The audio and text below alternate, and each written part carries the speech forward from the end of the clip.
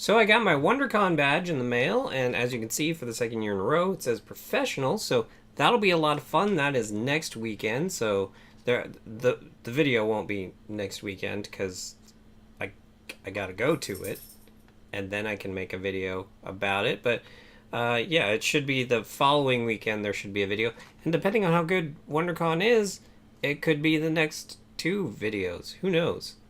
Yeah. It really doesn't help with next weekend's video, though.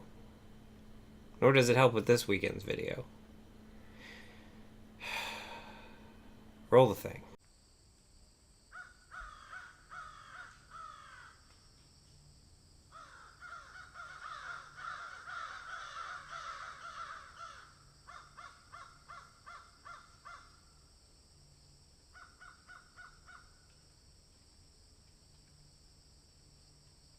Hey guys, Shawn here. So if you've been keeping up with my various videos about Dungeons & Dragons, you know a couple of things.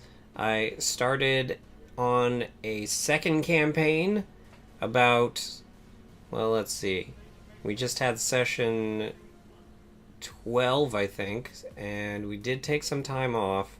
So about, I'm going to say 16 weeks ago, we started it. Also, the DM of said campaign is moving to Minnesota, so that kind of caused a problem. And everyone in the group basically told me that if it's going to continue, I have to take over.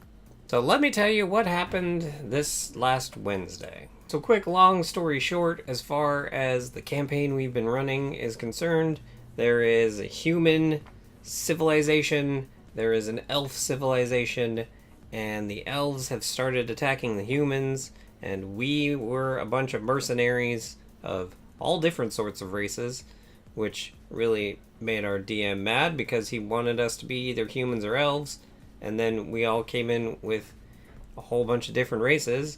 Like, I chose a tabaxi, one of the guys chose a halfling, one of the guys chose an Aasimar. They're like angel folk. One of the guys chose a dragonborn, one of the guys chose a tiefling, one of the guys chose a half-elf, and the other one, or not a half-elf, a half-orc, and the other one chose an elf. So one of us actually went through with what he wanted. So we were hired by the humans to do some various jobs, and eventually we found our way to the Gnome City, and we were trying to convince the gnomes to help in the war against the elves, because the elves would eventually come for the gnomes, and in fact the elves had attacked a gnome city, and we had to convince them of that. And so we were dealing with the gnomes, and then the head gnome of this one city that we were at was like, okay, well, if you go to this elf city, this abandoned elf city, they have this thing that should protect us. So if you go get that and then bring it back, we will help you. Okay, so we ended up going to this elf city, and when we got to the elf city, there was a bunch of mechanical creatures that were like steampunky. So they weren't really robots necessarily, but they were automatons with like brass gears and what have you. And so that's where we were when we left off the previous session. So this week we were in the middle of a rest when a giant mechanical snake came out of the ground and grabbed one of the guys and pulled him down into the ground. He was out of town, so that's why that happened. And pretty much for the remainder of the session, he was unconscious because he wasn't there to play, so his character was unconscious the entire time. And we followed the snake, and we fought it, and we ended up defeating it. And then eventually we saw a bunch of other mechanical creatures that were surrounding this forest that we were in the middle of this town. It was a little forest inside. I guess it wasn't. It would be more of like a park, I guess, with really tall trees. And then there were these other mechanical wolf-like creatures that started running towards us, but then they ran past us, and they started running towards this tower. So we're like, okay, let's go into this tower. So we went in the tower. There's a light on the tower, so it's like, is someone home? Well, if there isn't someone home, this would be a good place to take a rest. Because the rest we were going to take ended up getting interrupted, so we never got to take the rest. And so we go into the tower. Turns out that the first level was booby-trapped, but we managed to get around that. And there were 7 levels to the tower, so we go search all the 7 levels of the tower except for the top one, because we're like, okay, there's probably something pretty nasty at the top of this tower, so we don't want to go in that just yet. We want to take a rest. So we ended up going back into like the 5th level of the tower and going to take a rest. And we were going to take a long rest because there's 2 different types of rests in Dungeons & Dragons. There's short rest and a long rest. Short rest is, about like an hour. You just sit around and you mend, essentially. You gain back some health, you gain back some spell slots if you're inclined to do so. You just relax for a little bit and heal up.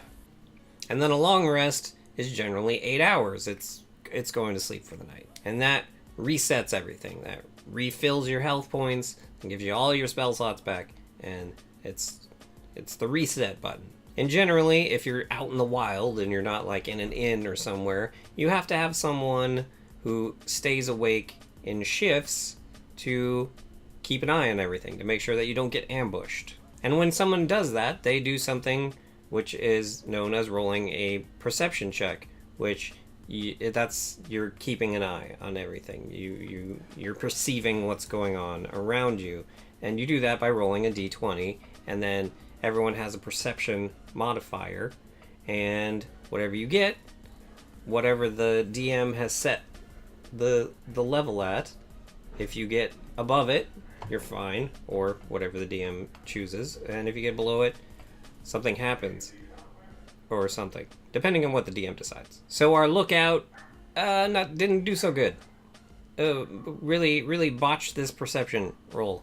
And so suddenly we all heard loud grinding noises, and it woke us all up, and we looked out the window, and out of this tower that we were in, a giant blade had come out of the side of it that was starting to spin at ground level, and it was starting to go up the tower, essentially destroying the tower as it was going. Well, like destroying half of the tower. So it was still standing, but it was destroying half of it, so we had to figure something out. So we finally went to the top floor of the tower, and we're like, okay, well, what's up here? So we got up there were 2 machines, and they both had levers on them, and they had cardinal directions on them. They had 4 dials with cardinal directions on them.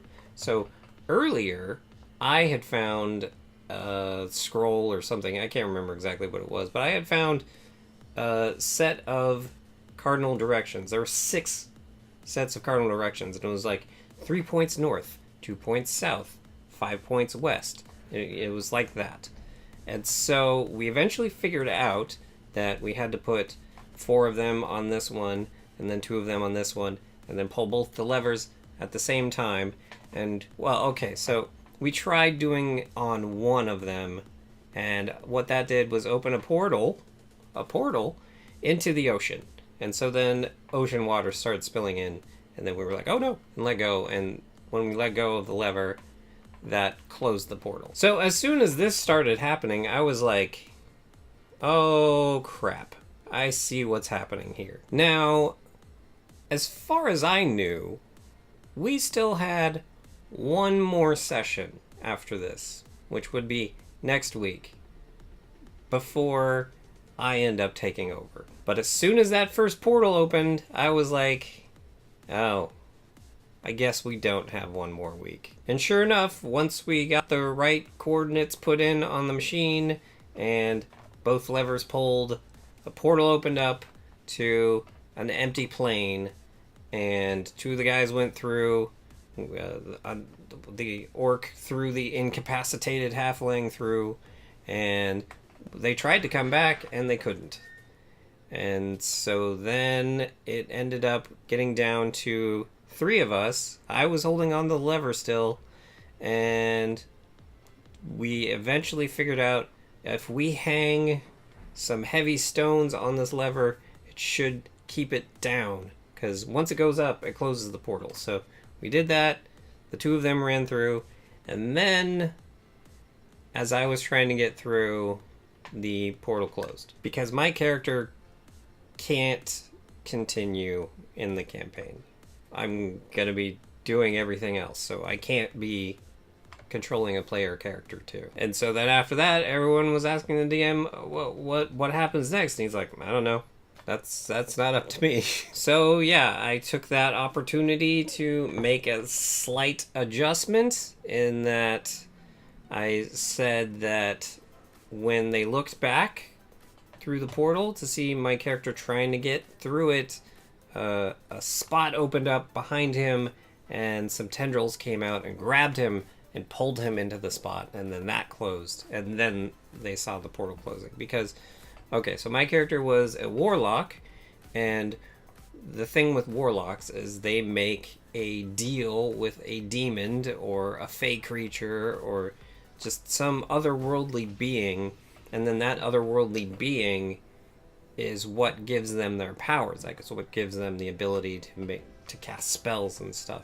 And so my thing behind it was essentially the creature that he had made the pact with was like, no, you're not going anywhere just yet. I'm not done with you. So he grabbed him and took him away before he could make it through the portal or end up getting killed by this giant grinder that was destroying the tower they were in. And so now the 6 of them are in an open field in a completely different world. Because Dungeons and Dragons generally takes place in something called the Forgotten Realms. But we were doing our campaign in this made-up world that the DM had created. So the thing that I wanted to do, the adventure that I wanted to go on when I took over, is one of the official Wizards of the Coast's adventures. So I was like, can you figure out some way to get us to the Forgotten Realms? And this was it. There was a portal that opened up.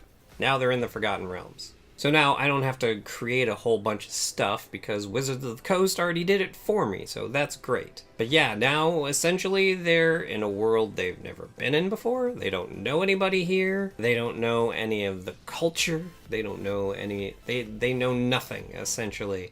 However, I am considering it kind of a multiverse type thing. So the languages they know, yeah, they still know those languages. And the biggest problem that I have run into in thinking about this is there's a cleric in the group, and clerics, they get their powers from a god, essentially. And there's multiple gods in Dungeons and Dragons. And so they make a bond with a god, and then the god gives them their abilities. And so my thought was, the cleric that is in our group, his god doesn't necessarily know who he is now, because, or actually she, this guy, he's playing a female character, but the god that he chose does exist in the Forgotten Realms, but this version of that god isn't the same as the one that he had made the pact with. So that's going to be fun to play with for a little while. Essentially, until I deem appropriate, he's not going to have any abilities. So yeah, the long and the short of it is I am now 1 week shorter of time to prep than I thought I was. And they didn't end up getting to level 5 like I wanted them to, so now I also have to get them to level 5 before they can start on the adventure that I have been planning for them to start on. But luckily, I have figured out a few ways around that, so should be interesting. We will see if we end up playing this week or not. I'm not 100% sure if we will. If I deem I'm not exactly ready yet, then we won't. And then we'll start the following week. But yeah, this is it. I'm taking over. So there's a thing in D&D known as a TPK, which stands for Total Party Kill. And essentially what that means is that everyone gets killed, and either the DM decides some way for them to be resurrected, or the campaign's over and you start over from scratch. So that's the plan. They're all gonna die. in the first session, and then we just all start over from scratch. That's what I'm... No, I'm just kidding. Luckily, none of them have extensive backstories or things that they had been hoping to do to fulfill their destiny or anything like that. They all seem to be very much like, I like fighting things. So that's why we're doing the adventure that we're doing, because there's just a giant dungeon where they're going to be entering into and fighting a bunch of monsters and getting a bunch of gold and XP for it. And that's pretty much it. So let me know in the comments down below, have you ever been a dungeon master for any sort of D&D campaign or Pathfinder campaign or Battlegrounds campaign or Starfinder campaign, any tabletop RPG campaign, and how nervous were you the first time? Because that's what I'm dealing with now, is how nervous am I gonna be the first time? I'm sure eventually I'll get used to it and it won't be as nerve-wracking. But as for right now, it's like, it's getting a little nerve-wracking. But all I can do is prepare. And hopefully they don't throw any curveballs at me that will make... Like, if I'm like, okay, you go to the place and they're like, go into this well, and this well will take you down to this massive dungeon, and they're like, we don't want to do that. And then I'm like, that's the entire crux of the campaign that I have going forward for you. So you either have to do that, or I have to completely start from scratch, because I have nothing else for you to do. Which is always a possibility. I really hope they don't do that. But anyway, any stories you have about stuff like that, let me know in the comments down below. And while you're down there, if you like this video, go ahead and hit the like button. And if you'd like to see more of the crazy crap that goes on around here, go ahead and hit the subscribe button. And if you'd like to help support the crazy crap that goes on around here, go ahead and hit up my Patreon. Link is in the description. And with that, have a good however long it is until you watch my next video.